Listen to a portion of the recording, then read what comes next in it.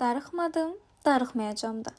Mən məktəbdə oxuduğum zamanlar hər kəs bu illər üçün darıxacağımı, geri qayıtmaq istəyəcəyimi deyirdilər. Amma bu heç də elə olmadı. Əksinə mən məktəbi bitirdiyim zaman həddindən artıq çox sevinirdim və bu ətrafımdakı hər kəsi çox təəccübləndirirdi. Hətta mən son zəngə belə getmədim. Bəli, yanlış eşitmədiniz. Mən öz son zəngimə getmədim.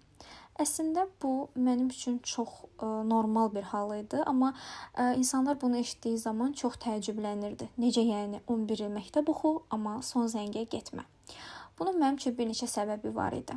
Onlardan ilki odur ki, mən 9-cu sinifdə oxuduğum zaman məktəbimi dəyişdim. Elə məhz buna görə də oxuduğum məktəb, sinif yoldaşlarım, müəllimlərim, bir sözlə olduğum mühit mənə çox yad gəlirdi. İkincisi isə odur ki, ümumilikdə məktəb xatirələrim heç də xoşa gələn deyildi.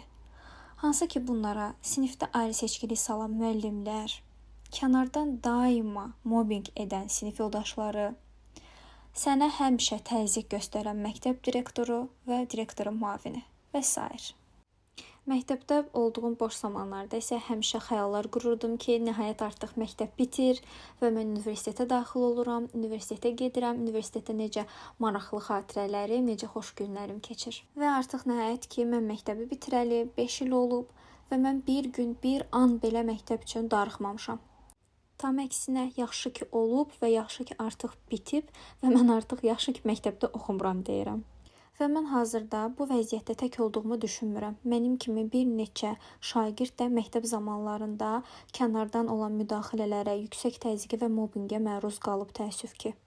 Və mən burada əsas səbəbkar olaraq məktəbdəki müəllimləri və məktəb rəhbərliyini günahlandırıram.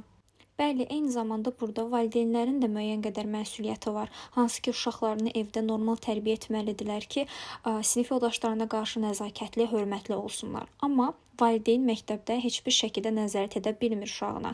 Məktəbdə müəllimlər bu işi yerinə yetirməlidir. Məktəb müəllimləri və məktəb rəhbərliyi. Və təəssüf ki, məktəb rəhbərliyi bu işlərə qətiyyən nəzarət etmir. Sadəcə bir uşağı günahlandırırlar və bütün problemin onda olduğunu deyirlər. Və beləliklə yaranmış hadisədən və məsuliyyətdən qaçırlar. Və mən hazırda məhz bu hadisələrə görə məktəb illərim üçün darıxa bilmirəm. Amma eyni sözləri universitet illərim üçün deyə bilməyəcəm, çünki universitetdə keçirdiyim illər ümumilikdə tələbəlik illərim çox maraqlı keçib, çox yadda qalan və gözəl xatirələrlə dolu keçib. Dərsə qulaq asmayıb, arxa sıralarda oturub dərsdən başqa hər şeylə məşğul olduğumuz o maraqlı mühazirələr, seminarlar, stresli keçən, həyəcanlı keçən və bir o qədər də özümlə fəxr etdiyim sessiya imtahanları, hər biri çox mükəmməl idi. Və beləliklə videonun sonuna gəldik. Makyajımı bəyəndinizsə bəyənməyi və kanalıma abunə olmağı unutmayın. Sağ olun.